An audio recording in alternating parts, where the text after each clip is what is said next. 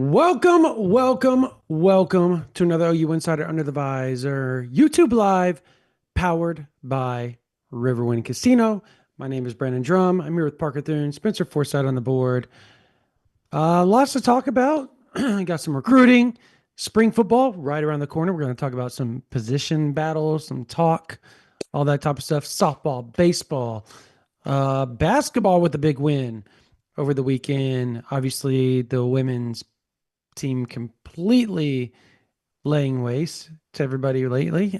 So there you have that as well. Just a lot to talk about in Sooner Nation, and we're here to talk to you all about all that and answer your questions in the super chat. So, as always, if you guys want to super chat questions for us, you put it in there, it pops up to the top. We answer it as quickly as possible. Before we get into all that, though, we want to thank our sponsors and give them notice. So, Parker, take it away. Yes, indeed, Brandon. This show, of course, is brought to you by the great folks at Riverwind Casino. And Sooner fans, you deserve the ultimate gaming experience. Well, that's Riverwind Casino for you. Over 2,800 electronic games, table games, bars, and dining options. It's no surprise that Riverwind is the place to be. Always a good time and still the one in the OKC Metro. So, for a good time, get out to Riverwind Casino and win. Now, do we have any other? I guess I'm not. I mean, if you only have, I don't think we really have another one this week. But We don't have any more bills to pay. I think you might be right. well, I mean, we got our people over. Um, we can do that later. We'll do it in the middle of the podcast. How about that? Okay, You want to do great. that? Yeah. Let's talk about all things Oklahoma football. How about that? Recruiting. Um, I think the interesting part about this whole deal, I think we should probably start at the quarterback position. I think the 2026 class. As a matter of fact, nope, let's do 27 first. Parker, you were out checking out Payton Houston I was. this past weekend. Mhm. I was in, obviously, Springfield. There's a big 7-on-7 event there. There was a lot of targets there as well. But we're going to talk about Payton Houston first. How was that event in Shreveport?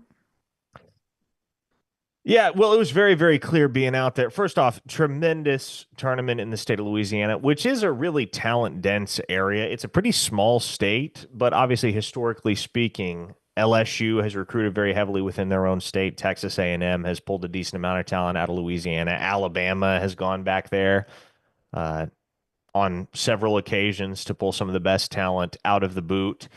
But it's very, very clear that Payton Houston is just different. That's a guy that is going to be a five-star in the 2027 class, and it is well deserved. Mhm. Brandon, I'm hard pressed to believe that I'm ever going to watch a high school quarterback that I am as impressed with, given the overall skill set and just natural ability at that age as I was with Caleb Williams. But Yeah. Peyton Houston and Peyton Houston to me is right there in a drag race with Dylan Raiola for number two behind Caleb. I mean, he is so developed. He is so comfortable, so clean with everything he does as a sophomore in high school. And he's a legit sophomore. He's 16 years old. It's not as if he was held back at any point. But this is the guy for Oklahoma in the 2027 class. I mean, the only other offer that Oklahoma has made to a 2027 signal caller is Trey Taylor. And Mm. Trey Taylor recently released a top five. OU was not in that top five. So, for all intents and purposes, Peyton Houston's the only guy on the board for Oklahoma right now at the quarterback position in the 27 cycle. They're in good standing. They're going to have to continue to battle Texas and Texas A&M and LSU. And I don't think that battle is ending anytime soon, but they're going to get back on campus on March 8th. That'll be a good chance for him to start developing that relationship on a little bit deeper of a level with Ben Arbuckle. And we'll see where things go. But every time I watch Peyton Houston, man, just more and more convinced that not only is he going to be a five-star prospect in the 27 class, but he's going to be a superstar at the next level. If I had to bank on any member of the 2027 class winning the Heisman Trophy one day right now, I would bet on Payton Houston. That's where my money would be. That's interesting. And that's a high statement that you just said. I will say I thought he was one of the, like you said, one of the more refined quarterbacks. When we witnessed him last year at the Rivals camp, I think that was probably, I thought that was one of his better performances I've ever seen. And then You remember when we he, watched him in eighth grade at the I Rivals do, camp in 23? I do. That's We what were I'm like, referring to. yeah, That well, was kind of the hello moment that you and I both kind of looked at each other and went, okay, we're gonna be. We just kind of took a note, like note to self, this dude can ball. So like, and then obviously, um, he came back last year and showed out again. And then I I have to say, at the Under Armour this a few weeks ago, I just remember there were people like I'd walk by like the group of people standing in those bay doors that were freezing their butts off, mind you, watching their kids.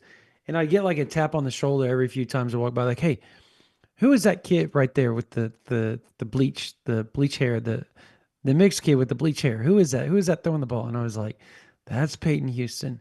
And then Brian Odom even asked me, he goes, bro, who is that? And obviously he was there watching his kid. And I said, well, that's Peyton Houston. And he goes, that tracks. That tracks. Because, everybody's heard about him. I mean, it's not a secret why he's one of the better targets. And why it's interesting for Oklahoma and Peyton Houston, Parker, there's a lot there. there Obviously. is, and I want to be very proactive in answering the obvious question Hmm. because Christy floated it in the chat. It's a question that I've had to answer a zillion times on the message board at ouinsider.com. Well, why would you assume that Peyton Houston is going to leave the state of Louisiana? After all, don't the best in the boot stay in the boot? Well, Yeah. okay. Here's what you have to understand about the 2027 class in the state of Louisiana.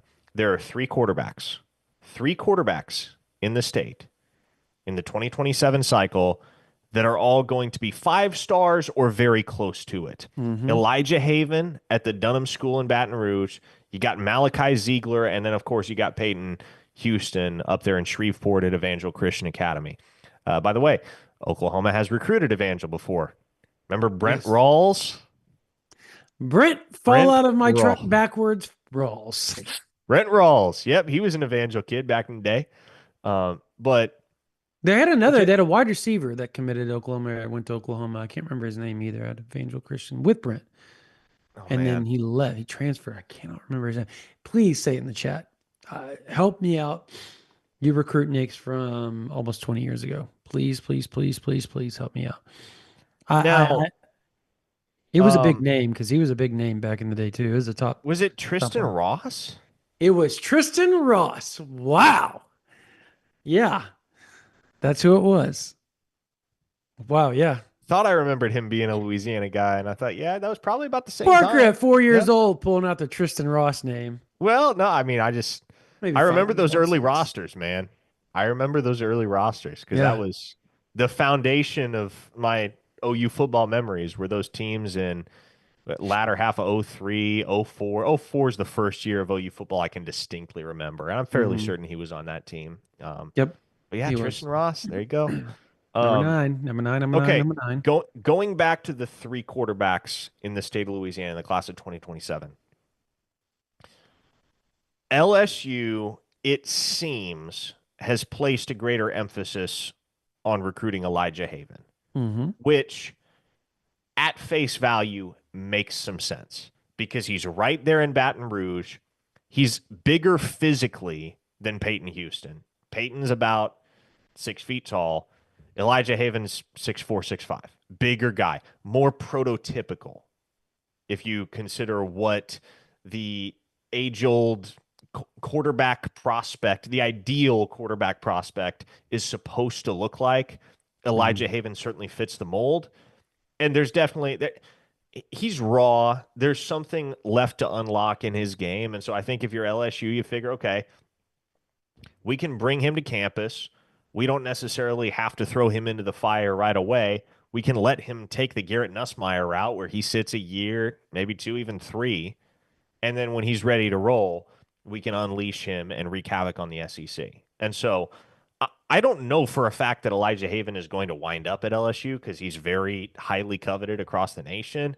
And if he were to commit somewhere else, then obviously LSU's probably pivoting to either Payton Houston or Malachi Ziegler. But it's no secret who Oklahoma wants. Yep. They want Payton Houston. And as I mentioned, Texas is very much in the mix. They just got him on campus last month. Texas A&M, very much in the mix. It's not like, oh, well, if he doesn't go to LSU, he's automatically going to Oklahoma. No, Oklahoma's going to have to fight and win that battle against two other programs that have strong recruiting ties in the region. Texas has recruited Louisiana in the past, and they've got some relationships down there. But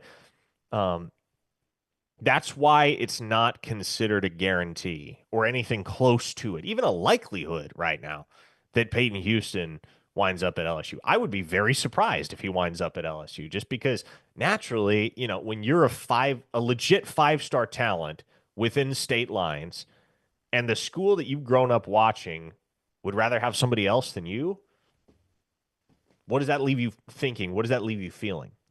And Payton Houston, obviously, I don't know that this is obvious. I don't know if this is something I mentioned before, but one of the guys he grew up watching and idolizing was Kyler Murray. And you see a Yeah, lot of you do. Kyler Oh Murray yeah. in his Oh yeah. game. Now he's not Kyler fast and shifty Mm-mm. because no one is, but outside of that, there's a lot of Kyler Murray in his game. And I think he is the most polished quarterback prospect in the 2027 class. I think he's overall the best. Now, whether he has the best college career, I don't know. I mean, there's so much that plays into that. The situation, the supporting cast. Do you run into the injury bug at any point? You got to battle through stuff physically. I don't know. But like I said, if I had to bet money on any member of that 2027 class being a Heisman Trophy winner one day, I'd lay money on Payton Houston just because he is so polished. Everything he does at the quarterback position is so precise and looks so easy. So I'm very comfortable betting on that guy at the next level, as are the Oklahoma Sooners. And if indeed LSU just locks down Elijah Haven, or even if they don't, even if they just continue to really press for Elijah Haven throughout calendar year 2025, that certainly leaves the door wide open for Oklahoma and Texas and A&M and several other schools to really make that surge with Payton Houston to the point where hopefully I think that's a guy you'd like to get committed by the summer. Kind of like the whole Jaden O'Neal phenomenon, right? He committed before the summer of his junior year of high school. If you can get Payton Houston locked in by the Yeah. summer, then that's a guy that can start recruiting everybody to come with it. And make no mistake, wherever Payton Houston goes, he's bringing the cavalry with him. That's a kid that he takes it very, very seriously, as he should, because he understands and he has a respect for the amount of responsibility that he carries as a quarterback prospect and a highly regarded one. He understands guys are going to want to come play with him. And Mm-hmm. so whenever you see him out at these events, wherever they may be, not only is he competing, not only is he balling out, but every opportunity he gets, he's meeting somebody new. He's doing his best to sow those seeds, build those relationships, because wherever he winds up committing, he's going to try to bring a ton of blue chip talent from across the country with him. Sounds very familiar, It does, actually. doesn't it? There's a actual quarterback commit for the University of Oklahoma that seems to have that exact same, I don't know, what you say, I guess personality about him. Very peer-to-peer recruiter. Um, Talking about Jaden O'Neal. And I know everybody's seen stuff that Adam Gorney's been, and we've talked about it quite a bit on here, the Bo Bentley, Jaden O'Neal saga. And it's a saga. Like it really is. You're not going to get both those guys in the same class. You just aren't. Like I'm going to say it. Like you're just not. I think at one point it might have been possible, but as time goes on, um, it's just there's a reason why Bo Bentley has never committed to Oklahoma number one. For somebody that looked almost certain at one point to be a Sooner. You see all these offers that have like Ohio State and Oklahoma throughout, or maybe it was Oklahoma first that had the offer. Then Ohio State came after him, I believe. OU offers, and then like the floodgates opened up, right? Like it just the floodgates opened up. Now he's got OV set to what? Ohio State, Tennessee, LSU, Oklahoma, and who was the fifth? Who was it? Was it USC? No. Did you say Florida State already? Florida State was the fifth. Florida State, yeah. Florida State was fifth. Those are the five. And so um it looked like almost a foregone conclusion for a bit that Bo Bentley was going to be added to that 26 class. Well, I think both of them kind of, even though they played on the same 7-on-7 team, I think both of them saw sense in it. And I'm not saying that it's the wrong thing to do. I just think in today's college football, you're not going to get two guys. And I think Jaden O'Neal's better. So I'm going to first say that first and foremost. But even people around Jaden O'Neal will admit that Bo Bentley can ball. And like, Yeah, there's no, yeah, denying like, that. no, they aren't going to deny it. And they're like, look, like, it doesn't make a lot of sense for both of them to be in the same class. Now, granted, if Ben Arbuckle can pull that off, good for him. I just don't know that it's going to be possible. And the people I talk to on both sides, I just don't feel like it's going to be possible. I think it's one or the other. And right now, if you're strictly talking about players in Oklahoma's 26 class and or the guys they were recruiting, if you lose Jaden O'Neal, I'm not saying the wheels will fall off, but it's going to be a bear to keep them on. I'll tell you that. The boat's taking on water at that point. Yes. Mason James, really good friends with Jaden O'Neal. Kaden Jones, really good friends with Jaden O'Neal. Deuce Gerald's, really good friends with Jaden O'Neal. Tank Carrington, really good friends with Jaden O'Neal. You want to know Tavion? Who am I thinking of here? Tavion Branch, really good friends. Jaden O'Neal. Who else? Who else am I missing here? That's really good friends with Jaden O'Neal. Taj Overton, really good friends. Jaden. If you How go about current OU commit Daniel Odom? Current, yeah, there you go. Daniel Odom grew up together, played Little League together, played 7-on-7 together, committed to Oklahoma because of Jaden O'Neal. Jaden O'Neal is much like, and I know you guys hate to hear this, like just because they transferred out, but as far as like class building, very much in the same vein as a Spencer Rattler, as a Caleb Williams, as a Jackson Arnold, where their personality just led people, gravitated towards them, and helped build the roster up. And I know some people look at that and go, okay, well, none of those guys stuck. You know, well, two of those guys are in the NFL, so they were really good players. Had they stuck at Oklahoma, they were going to go to the NFL, right? They are who they are. And we don't know what's going to happen to Jackson Arnold. You talk to people at Auburn, he's a different player than he was at Oklahoma, which I don't think that shocks anybody because of what the roster looked like last year, the offensive line, the wide receivers.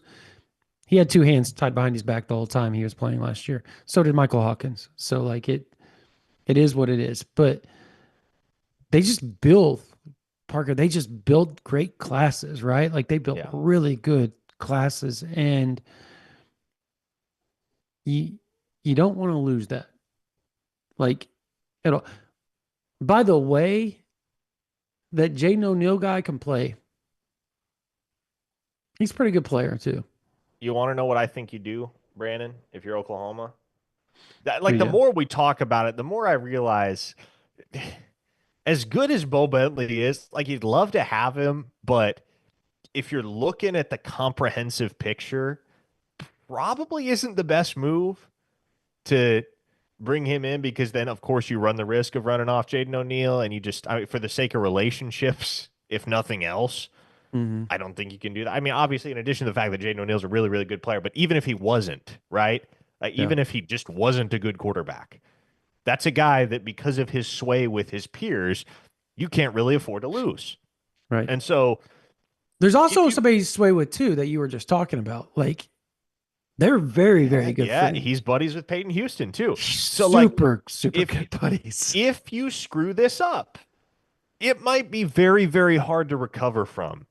And for a staff that, let's call a spade here, they're coaching for their jobs this year. Like, is that a mistake you can afford to make? I think the answer is no. And if you're trying to take two quarterbacks, I'll say this. There is a kid up the road in the 918 at Sand Hmm. Springs, Charles Yep. Page. Easton Webb is his name. It's a good player. He's committed to Oklahoma State for baseball right now. He is an exceptional quarterback. And as I continue to dig more and more into some of the under the radar guys in the 2026 class, I think this kid is the best quarterback in the state in the 26 cycle. And there are some other good ones. I think he's the best of the bunch. Tulsa right now has offered him. Uh, he's got a couple others. I know he's OVing to Tulsa in June, and they're going to try to sway him from his baseball commitment to Oklahoma State. But really good baseball player, excellent pitcher, one of the best within state lines in that regard. And so, like, why not go get that guy? You know, because he's going to add value on the diamond. Could be a huge addition for Skip and his pitching staff. And also, he can be your Sam Bradford, right? Where Hmm. he comes in as the less highly regarded of the two quarterbacks. And if it works, it works. Yeah. If not, he's got baseball to fall back on, right? And maybe just like Sam Bradford, maybe he turns out to be a guy that really, really outpaces expectations. And so if I am the Oklahoma staff, that is the kid that I'm going after in the 2026 class to tack on to Hmm. Jaden O'Neal because I just think the risks outweigh the rewards at this point with Bo Bentley. And it has nothing to do with him. He's a really freaking good football player. Phenomenal. Yeah. Over 4,000 total yards and 60 total touchdowns and a state championship in 2024. I mean, he's undeniable. But again, the risks Yeah. versus the rewards. If you're doing a cost benefit analysis, I don't know that it's worth it. I do want to add that none of this on either side, whether Bo Bentley or Jaden O'Neal's side, has anything to do with competitiveness. Like Yeah. they're all about the competition. They're all about, all that, like that has nothing to do with it. It's just in today's world, it just makes zero sense in how college football is set up today. Like to have two top 100 kids at the same position being quarterback. Now you can have two top 100 kids at the same position, offensive line. You can have it on defensive line, you cornerback, wide receiver, running back, because you can afford to do. There's only one person that's going to be playing quarterback. You're not going to swap. You're not rotating in and out and getting reps and getting balls thrown your way and targets and all that jazz, right? Like it's quarterback. It's the hardest position in any sport. It's the most magnified position in any sport. Like you just can't do it. And so I agree with you, Parker. I think you got to find somebody.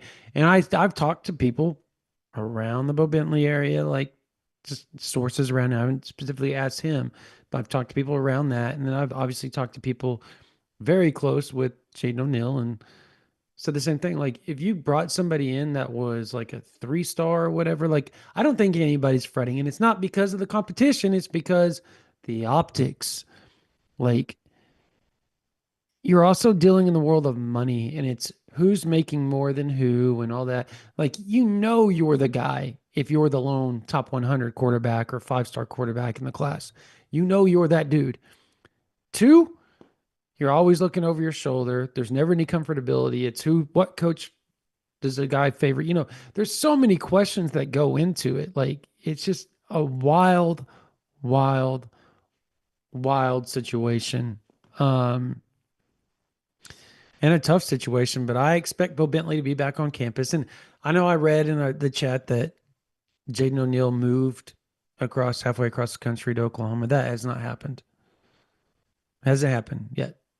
So, like, if it does happen, I promise you we'll let y'all know. But it hasn't happened yet.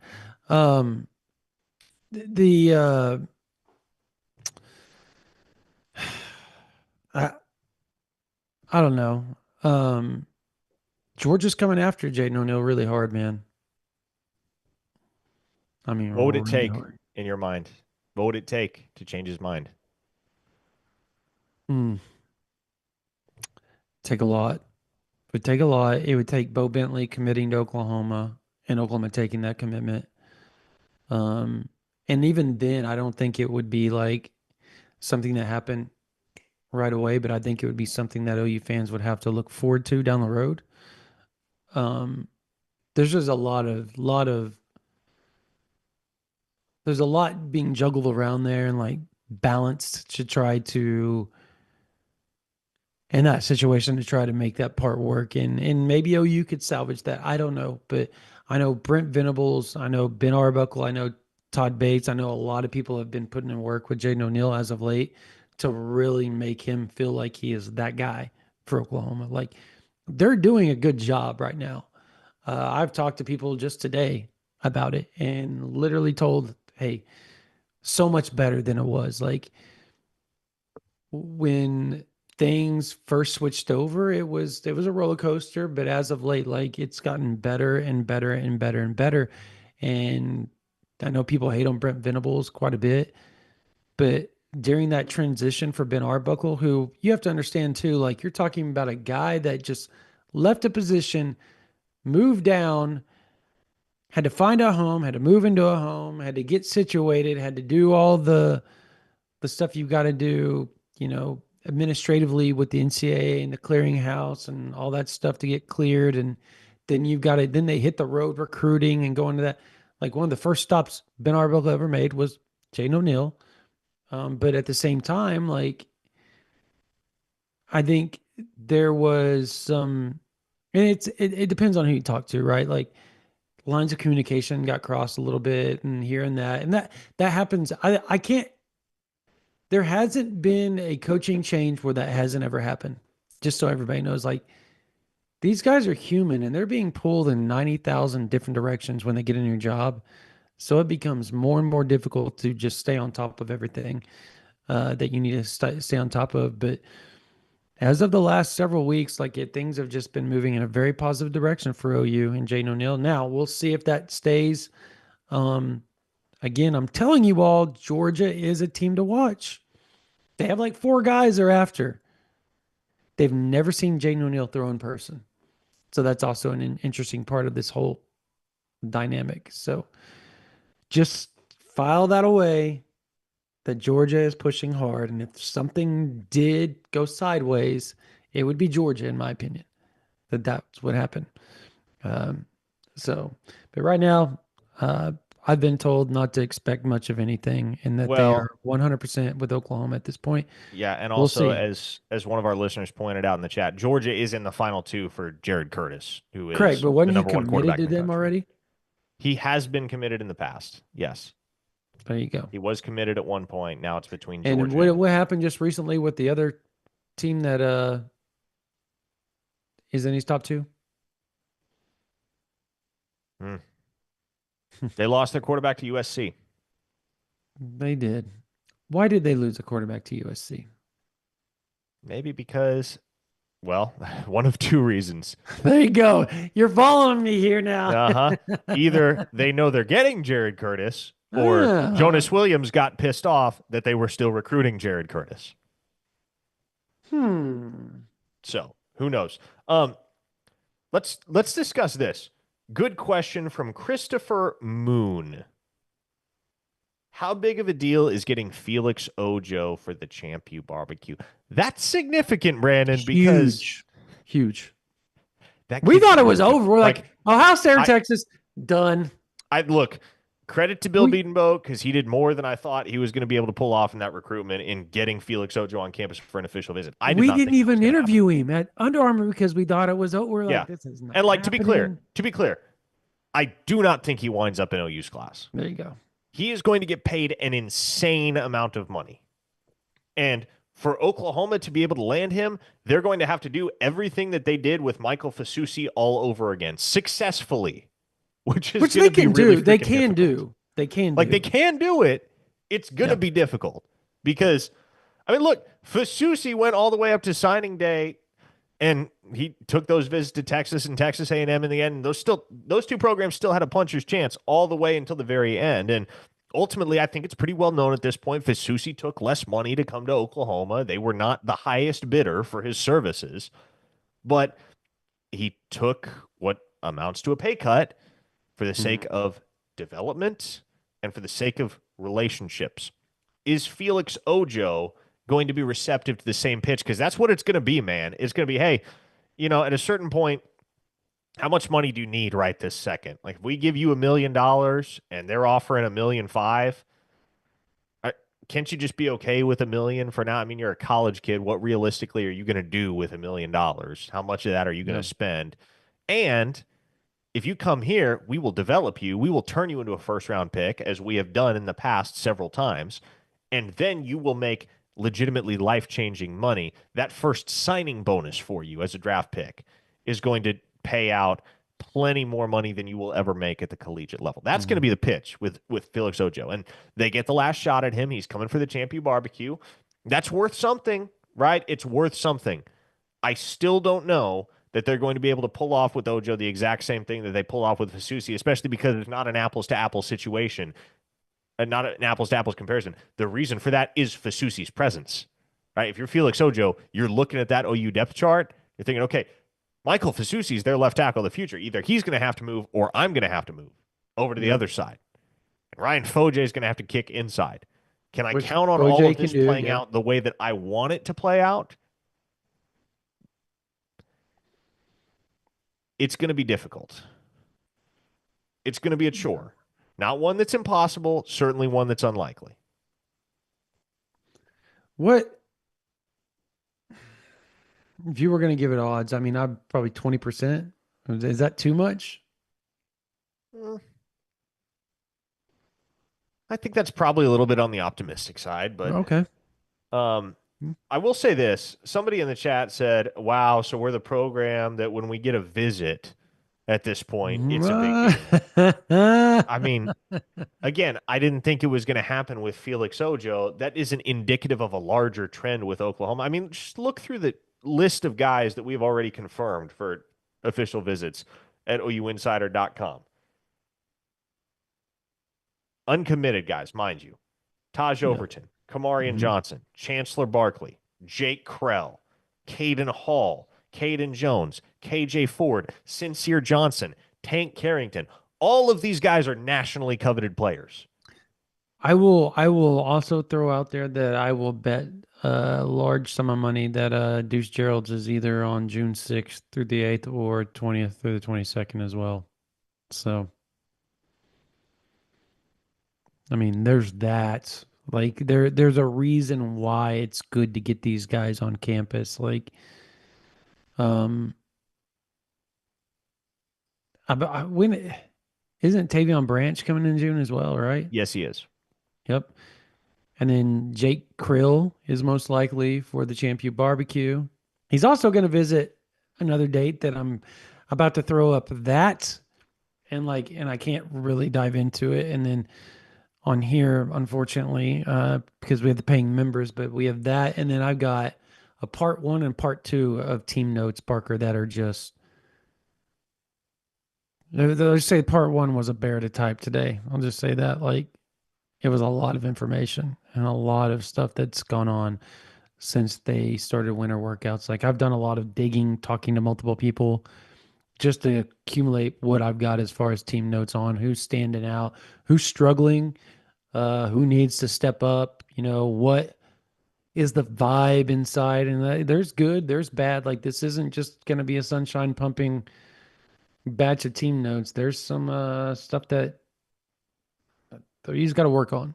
So, like it's going to be pretty good list of team notes. So,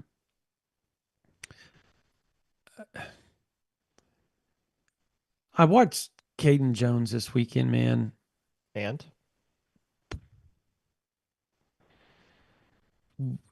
The way he runs routes for a running back is just absurd. Like he was a cheat code the whole.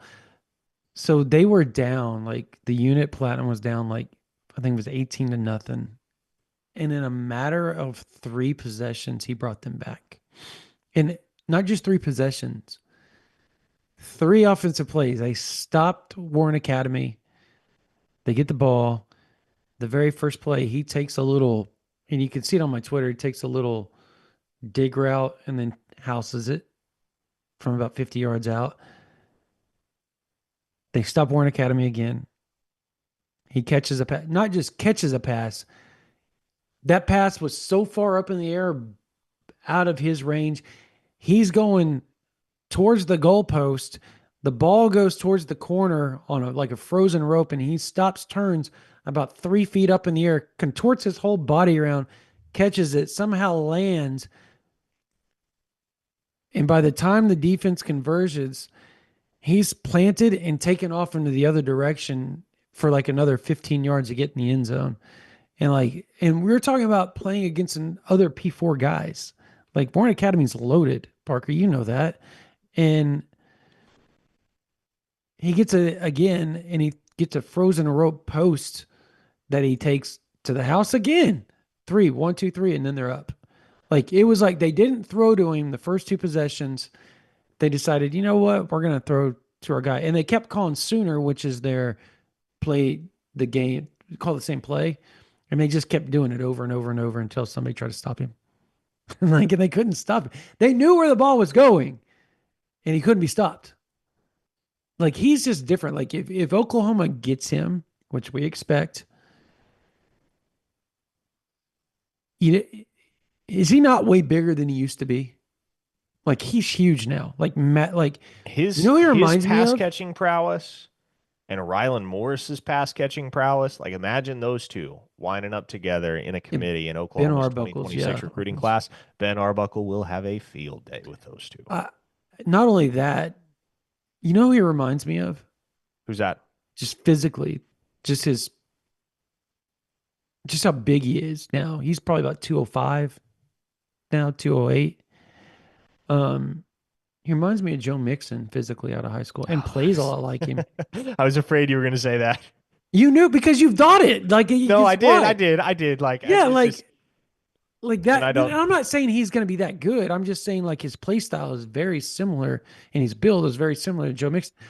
There's not very many Joe Mixons in this world, No, there's not. And, but I don't necessarily want to place those expectations on Caden Jones yeah, yet, but it's you're right. not. Like, That's not what I'm doing. stylistically, there are Yes. similarities. There absolutely are. Yeah. No. Yeah. It was really really cool. I don't know, man. Like, I Samaj Stanford is just like OU's got to go get him. Like he He is is, very good. he's so good. And oh my gosh, I can't remember the kid's name out of Broken Arrow. 2026 safety, wide Broken receiver. arrow safety. Oh my gosh, he's built like a linebacker too. Like just OU's talked to him a few times as well. So has Missouri's been on him pretty hard. Um, Broken arrow. yeah, I gotta go to the huddle now. He was really good, man. Like they got some players now on that Sooner 7 squad. I'll tell you that. Yeah, I'm over here like trying to sift. Like when I see it, I'm gonna just have to slap myself for not remembering it. He's a safety slash um, wide receiver. Man, it's making me mad, Parker. Yeah, I have no idea who Tayshawn you're talking Wade. about. Okay. Tayshawn Wade.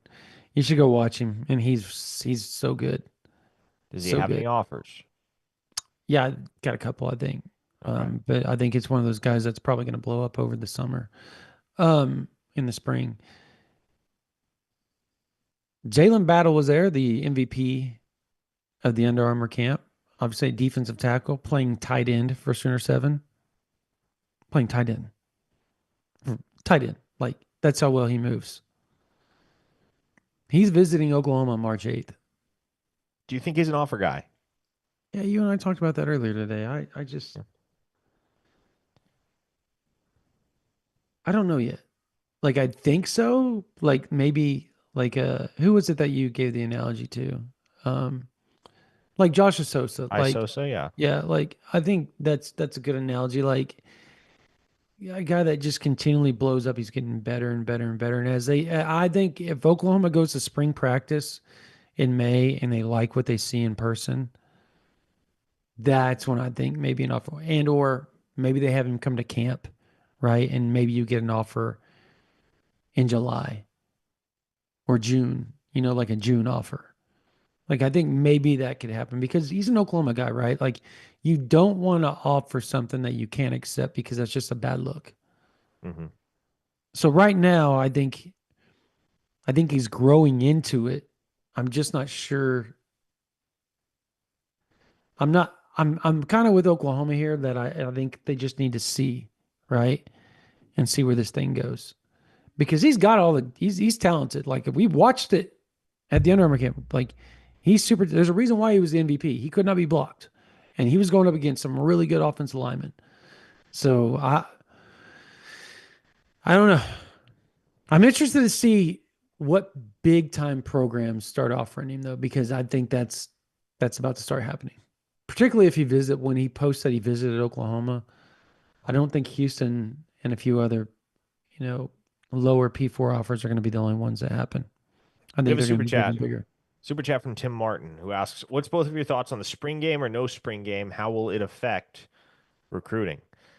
Um, Oklahoma is going to have a chance, I think, to really make an impression upon some kids they're going to show up for. And that spring game visit list is growing larger. We haven't officially put it out at Mm, ouinsider.com, but for instance, was just talking earlier today with the parent of a nationally coveted blue chip recruit in the 2026 class who is going to be on campus for the spring game. Posted that note at ouinsider.com. It's a big deal. And I think the reason it's becoming a bigger deal is because you see so many other schools backing out of their spring game plans and canceling them. And so for Oklahoma, one of the schools that's holding out, and there's no plans as of right now to move away from the spring game. For kids that are looking to go somewhere the weekend of April 12th, you'd like to go somewhere where there's a game happening, some action hmm happening, right? You wouldn't necessarily like to just show up to a place and see the facilities and walk around campus if you can be somewhere where you can watch actual football. Yep.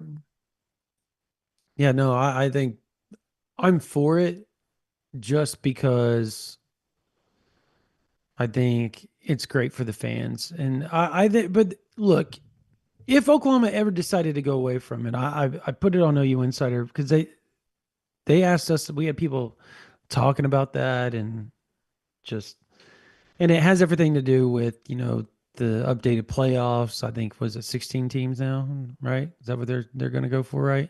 Is 16 teams for the playoffs here pretty soon? Allegedly. Yeah. And so there's reasons why these programs are doing that. I If they went to that model of, spring practice is kind of like training camp, for the NFL. Um, but I think you would have to open practices up. And what they could do is they could charge for practice. They could do it in the stadium and they could say, okay, these are the dates that we're going to open practice up and we're going to have recruits come in on those weekends, right? And you could do that. And you would probably have 10, 15,000 people at every one of those practices, maybe more. And you could say, we're going to hold two scrimmages, one in the fall, one in the spring, that's open to the public. And actually, so because isn't it weird how the NFL can have all these scrimmages and they can do all this national televised stuff and they can have all these. cameras and everything in it, but like college acts like they're the freaking CIA and like it's confidential. You cannot see the plays and the defense. Bro, I can pull up the film and tell you exactly what you're going to do. Anybody that knows football can do that. Like, that's not a secret anymore. Your tendencies are your tendencies. They're the same thing they've been the past 3 or 4 years. It doesn't change. You want to know what changes? The Jimmies and the Joes. And guess what? Everybody knows who you have on your roster. So you're not hiding anything. That's the weird part about the college situation. It got really weird under Riley. It started under Bob Stoops, but it got super weird and super like paranoid under Riley. And BV's not as paranoid. He lets us go in and watch practice as media for hour 45, sometimes 2 hours. Like, and we love him for it during the spring. He'll let us go in there for 45 minutes during fall camp a few times, and we love him for it. But I think if you really want to tap into it, you could throw NIL stuff in there and do like a signing right afterwards with the players and like really build up the NIL stuff. Like there's so much they're missing on this and just so much money they're just leaving out on the table because they're not thinking like a broad spec, like just thinking outside the box. Like if you want to do the NFL thing, the way Texas is doing and all these other programs, cool. Open up like 7 practices for the half your practices are open up for the fans and the media, right? Cool. One scrimmage for the fans and the media. Cool. During the spring. Same thing. The first 2 weeks of practice for fall camp, open it up to the fans and the media. Have one of those scrimmages on the weekend where you can bring in the recruits, you can bring in the fans, open it up to whatever, and do it that way. Have a signing session afterwards. Like, I'm not against it, but at the same time, I do like the spring game. I like the tradition of it. I do Scoring, too. the way they score, they need to fix, though. Yeah, well, and I think the spring game needs to be preserved at all costs. And what I've floated for weeks now is the concept of not televising your spring game and using ticket sales towards NIL. So Yep. basically, it's communicated to the fans that, hey, you buy a ticket, the price you pay goes directly into the NIL fund. And Bang. so Yep. if you have 50,000 fans, you have a modest, by Oklahoma standards, a modest spring game attendance of 50,000 fans that all pay $20 a pop for a ticket. Mhm. That's $1 million into the NIL budget right there. And so, but I think you make it clear to those folks that this is the only way you can have access to the spring game. It's not going to be televised anywhere. If you want to watch the spring game at the University of Oklahoma, you're going to have to buy a ticket. But when you do buy a ticket, it helps our bottom line, helps the football program's bottom line because every ticket you buy is $20, for example, into the NIL piggy bank. And I think that's a really, really easy way to activate fan support to the nth degree for the spring game, get people excited about it, pack the house. I mean, I don't think it's out of the question. Like, if people know, that my contribution, my ticket, the price of my ticket is going directly to Oklahoma's NIL fund for the football roster, and it's the only way I can see the game, then I think you could sell the spring game out, Brandon. I really do. As long You as the ticket could. prices are modest and as long as you're very clear and very compelling in your messaging to the fan base. So let's say like you sold that out, right? $20 a pop. That's 20 times 86,000. That's $1.7 million. Yes. Let's say this. I think the other thing you could do, just like I was talking about, you say, okay, cool. Like you sell it out. 5,000, we have 5,000 tickets for Meet the Sooners. Not only do you get in the game, you get one free drink, one free meal per ticket, plus plus you get to go online and take photos with the players and they'll sign autographs of whatever memorabilia you want to sign before the game. You got to be there at a certain time, obviously, all that jazz. That's another $1 million that you just added to the pot at 500. Like you say $200 a piece, 5,000 people can get into that, right? Like that's another $1 million. You just made $2.7 million for NIL. That's that's two really, really good offensive tackles and two really, really good defensive tackles, or one badass transfer quarterback. Pick a poison. So, I mean, like, there's so many, like, that's what I'm talking about. Like, and then you could do silent auction stuff for the rest of the crap, right?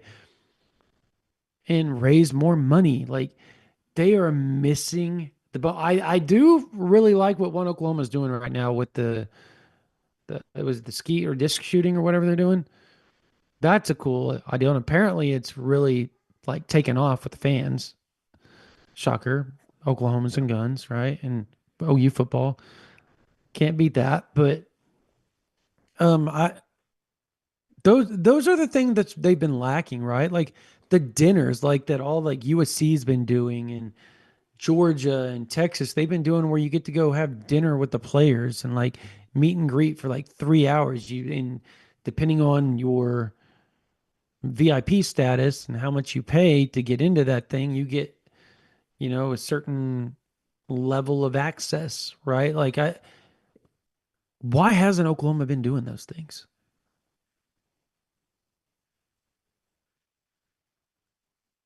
I couldn't tell you, Brandon. Isn't that crazy? Like you want to know how you get really good players? Yeah, open it up to the fans and allow them to feel like they're getting access that they can't get anywhere else for their buck. Yeah. Well, and there are people in the chat saying, "Well, I live so and so, however many hours far away from Norman. You got to televise the spring game." Well, I mean, the alternative that we're discussing here is not having a spring game. So, what would you rather have? A spring game that you can watch in person and that the reporters can report on and provide accounts of? Or would you rather have no spring game at all? I think the choice is pretty clear, right? Right. You preserve the spring game if you can preserve it. And I Yeah. think there's a way to do that. Yeah. Totally agree. Uh look, we're kind of digressing here a little bit. Hey, um Okay, let's pay off our teas here. Which before we Oklahoma do that, assistant? by the way, before we do that, let me do this real quick. I want to thank Mitch Matthews, obviously, and Refine You Med Spa of Oklahoma City. You thank them for sponsoring us. Obviously, everybody wants to achieve a weight. Achieving a weight can be challenging to do on your own, but you are not alone. The skilled team at Refine You Med Spa offers treatments that complement weight loss goals and long-term weight loss support, so you achieve a weight that supports good health and self-esteem. You can achieve your ideal look and feel with Refine You state-of-the-art practices that offer a diverse selection of aesthetic treatments, providing services that benefit every body shape and skin type. You're talking, you've got a mark or skin tags or whatever that you want to remove, they do that for you. You want to lose weight, they have so many different options. You want to lose the cellulite around your waist, they have so many different options. They have removal, they have the shots, they have all sorts of stuff that can really help you achieve that weight, achieve the look that you're looking for. Plus, the women, wives, your girlfriend, they love the Botox, they like the lip filler stuff. They do all that for you at Refine You Med Spa. You can get the gift card. You can set them up an appointment. They have medical staff on hand. There's a reason why they've been named the number one med spa in Oklahoma City for the past 5 years by 405 Magazine. You can reach out to Refine You Med Spa Oklahoma City for a free consult at 405-849-5391, or you can go to refineyookc.com and they will hook you up. I promise you. Tell them OU Insider sent you. All right. What's your question? Which OU assistant has the best recruiting class when all is said and done in the 2026 cycle? If you had to place your bet right now, which OU assistant at the end of the recruiting cycle were you saying, yep, they did the best job accruing talent? Okay, repeat that question again. Which of the players what? Which of the assistants Which of the Okay. staffers has the best class at their respective position group? By the end of the cycle, Yeah. Todd Bates. Yeah. Hmm. He's certainly a candidate with what he's got on the board there between guys like Tank Carrington and Deuce Geralds and Taj Taj over. Overton, Tavian Take. Branch. Yeah. Uh, Emmett Jones, obviously, Oh always going to yeah, be in the yeah. Wide mix. receiver would be a good one. Always going to be in the mix, and he's got Yeah. he's got plenty of high caliber options. Um, it's going to be tough for Bill Bedenbaugh, I think. Not impossible because of how many solid interior prospects he has, but I think it would really take a Felix Ojo, for instance, to put him in that conversation as the assistant that did the best job recruiting their respective position. I think he had that locked down in the 2025 cycle. Though I think he took that one home. Hmm. But no, I agree. I think on the defensive side of the ball, specifically, you're looking at Todd Bates and Miguel Chavis as the two most Yeah. likely to clear the rest with their groups and their I think Jake hauls Krell for the ends up being a 26 Sooner cycle. at this point. Yeah. Yeah, well, So not only yeah, and Jake Krell, that great. If they can land him, great. But KJ Ford, yeah. you lean right now.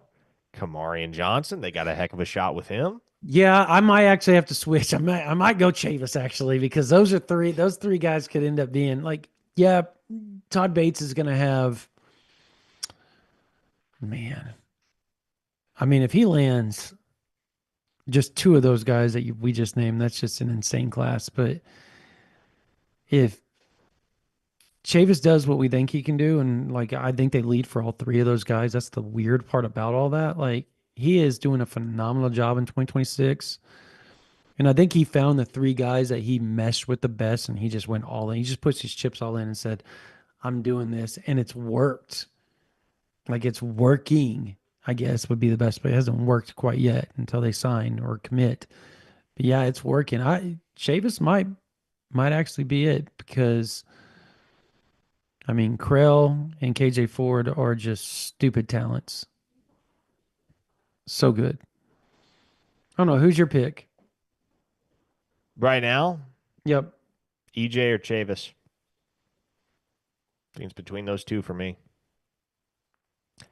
Certainly makes things difficult, when you're looking at secondary right now and the linebackers group to consider how many different hands are in the pie, right? Between Wes Goodwin and Nate Dreiling and James Skalski and obviously Brandon Hall and Jay Valai. So if it's going to be defensive side of the ball, I think it's Chavis or Bates, and I give the slight edge to Chavis right now. Offensively, another guy that could be a sleeper candidate, just depending on how things shake out, would be DeMarco Murray. Like if he lands Rylan Morris and Kaden Jones, Yeah. those to me are two top 250 guys by the end of the cycle, if not sooner. Hmm. By most standards, Um, that's a pretty good running back class. yeah, no, I think yeah, Rylan Morris, Caden Jones would be, yeah, absurd. And ironically, like as much as they're alike, they're still very different too because their body frames are just way different. Like Caden Jones he can also be just a thumper if he wants to. Yeah. So I don't know. It's a great question. But we're gonna have a lot to talk about here over the next few weeks. Spring football's kicking off what, in 2 weeks now? Is it 2 weeks away? Or no, it's not even that. It's next week, right? March 3rd? March 6th. 6th. March 6th. It's a week away, basically, maybe 10 days away. Like, I think that's something that should excite Oklahoma fans very, very, very much as the University of Oklahoma kicks off the spring game. We're going to have that fully covered for you guys at OU Insider. We want to thank you guys for being here on this version of the OU Insider Under the Visor. Sooners YouTube Live, powered by Riverwind Casino. Thank you to our sponsors, Riverwind Casino. Thank you to OKC Med Spa. Guys, if you're not subscribed to this YouTube, if you're not subscribed to whatever podcasting platform, subscribe, please. Like, it's free. It's free. You get to have all the information. Every podcast, every video that we drop is going to be right there on that YouTube. And there's lots of information videos, position breakdowns. Brian Clinton did a great breakdown on Jaden O'Neal here recently. There's just so much you can access on our YouTube if you want to. Also, if you're a college student, you have a .edu, hit us up on ouinsider@rivals.com.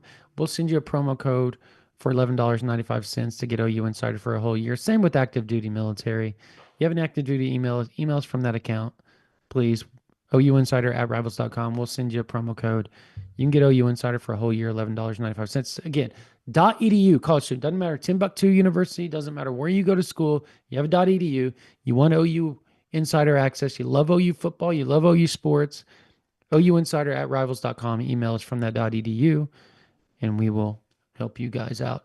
Also, one last thing, $9.95 a month, $99.95 for the whole year. Bunch of team notes about to drop. Got notes coming up on recruiting as well. Parker has his notes coming up on recruiting. I've got part 1, part 2 team notes, like VIP team notes, like exclusive sources, people have been around the program all winter. Who's standing out? Who's still coming back from injury? Who's dinged up right now, maybe from workouts? Who needs to step up? What is the biggest issues that Oklahoma has moving forward? I'm going to have all of that: wide receiver, offensive line, quarterback room, defensive back, DN, D tackle, like everything, running back. We're covering every position. I've got exclusive breakdowns on all that in part 1 and part 2. Part 1 dropping later on tonight on OU Insider VIP. All right, for Parker Thune, for Spencer Forsythe on the board, my name is Brandon Drumm. You guys have a blessed day.